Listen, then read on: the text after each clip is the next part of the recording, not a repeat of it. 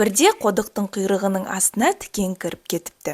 Байғыз қодық кімге барып шағым айтсын? Сәлем достар, Рухани Storytelling каналына қош келдіңіздер. Видеоны соңына дейін тамашалап, қолдауларыңызды сұраймын. Олай секіреді, былай секіреді, жерде аунайды, ешбір амал қыла алмайды. Ал тікеннің шығатын түрі жоқ. Қалай құтыларын білмеген қодық тоқтамастан ақыра береді. Жақын жерде жүрген бір адамның бұл ығырын шығарып жіберді ғой деймін. Ол ашуланып кеп, қодықтың құйрығынан бір тебеді.